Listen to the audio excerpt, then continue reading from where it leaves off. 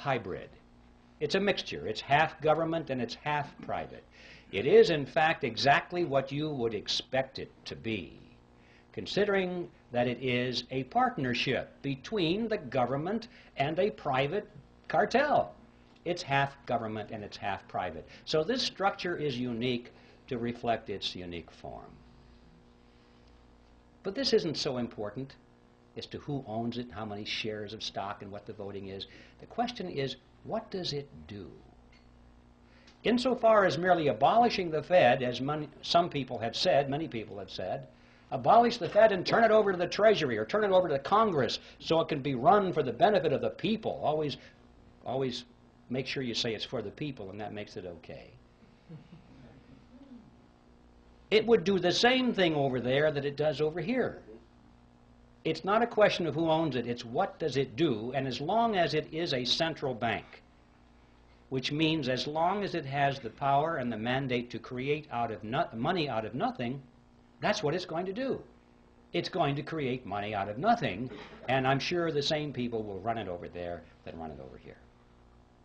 We must remember that all of the central banks of Europe are in fact direct agencies of their respective governments. They are not these hybrid organizations over there that they are here, because there was no necessity to create that myth over there. They just went right for it. It's an agency of the government over there. And they all do exactly the same thing as our Federal Reserve System does here. So you see, just turning it over to Congress without taking away its power to create money out of nothing is a non-solution.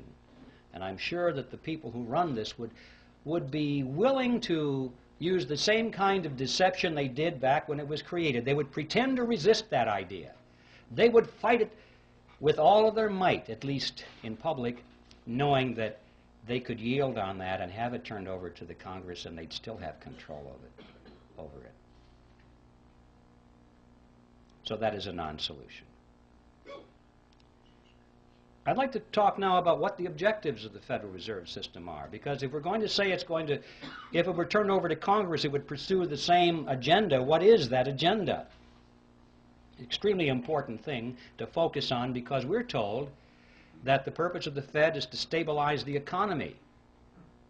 And everybody kind of believes that. I mean, when Greenspan comes on and says, well, we're raising interest rates now, why? To stabilize the economy, right? To prevent inflation. In other words, to protect you folks. To protect you. And we buy it. Well, one of the most widely used textbooks in our schools right now, a textbook on economics written by Paul Samuelson, explains it this way. It says, quote, "The Federal Reserve sprang from the panic of 1907 with its alarming epidemic of bank failures. The country was fed up once and for all with the anarchy of unstable private banking." It's partly true. It's just they came up with the wrong solution. Just because there's a problem doesn't mean that any old solution that somebody has to offer is the best. In fact, it may be a non-solution. That's what we're talking about. Just turning this system over to the government to run is a non-solution. Well, let's take a look at this. If the purpose of the Federal Reserve System is to stabilize the economy, let's give it a report card and see how well it's done. Since it was formed, it has presided over the crashes of 1921 and 1929, the Great Depression of 29 through 39, recessions in the years 53, 57, 69, 75, and 81, a stock market Black Monday in 87. We all know that corporate debt is soaring, personal debt is greater than ever before. Both business and personal bankruptcies are at an all-time high. Banks and savings and loan associations have failed at a rate greater than ever before in our history. Interest on the national debt is now consuming half of all of our taxes. Heavy industry has been largely replaced by overseas competition. We're facing an international trade deficit for the first time in our history. 75% of downtown Los Angeles and other large metropolitan areas are now owned by foreigners, and over half of the nation right now is officially in a state of recession. Now that is the report card of the Federal Reserve System after 80 years of stabilizing the economy. And I don't think it's even controversial to say that the Federal Reserve has failed to meet its stated objectives. The only controversial question is, why has it failed? And my answer to that is because those have never been its true objectives at all. What are its true objectives? Well, what are the objectives of any cartel? To make money, to enhance the profit margins of the members of the cartel, and to stabilize its position in the marketplace, to prevent competition. Those are the objectives of any cartel. And if our analysis is correct here, we'll find that this, in fact, has been what the Federal Reserve System has accomplished for itself and its component members. To be more specific, it's possible to go to the period of Jekyll Island and read the papers and speeches that were done by the people on Jekyll Island and their associates. The big banks were concerned over three things, among other things, but the three main things were as follows. They said they wanted to reverse the erosion of their power away from New York. That's right, just the opposite of what the Federal Reserve System was supposed to accomplish. They wanted to keep it in New York. They were concerned because as the nation was spreading westward and southward, new banks were springing up all over the frontier. And more of the capital assets of the nation were moving in that direction. Yes, they still had the lion's share, but every year the percentages went down a little bit. And they could see where that chart was going. And they said, we must put a stop to this now while we still have power. Remember, John D. Rockefeller said it, competition is a sin.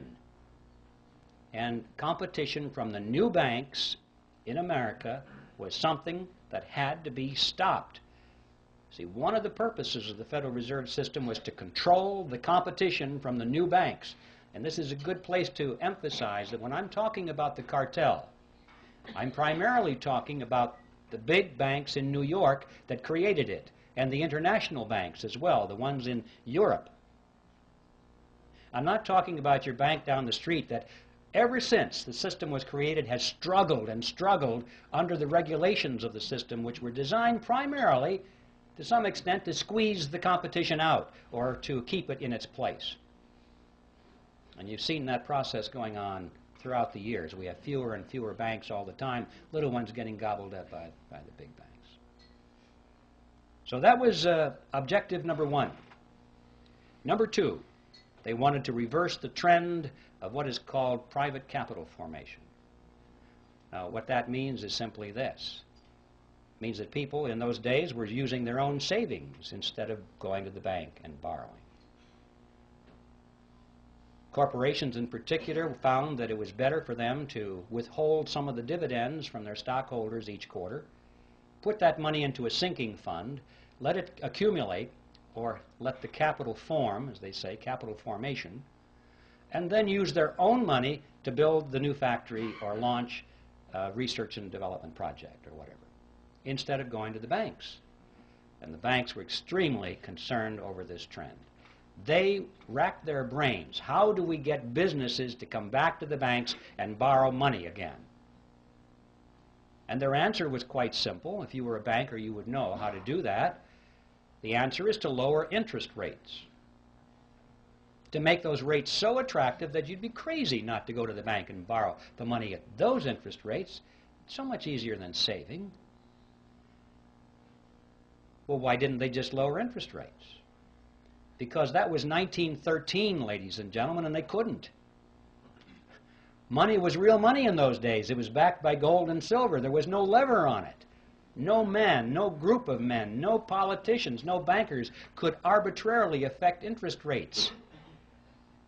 Because it was backed by gold and silver, the money was, and they couldn't just create it out of nothing. You see, under those conditions, interest rates are the product of the forces of supply and demand in a free market economy. Nobody has control over it.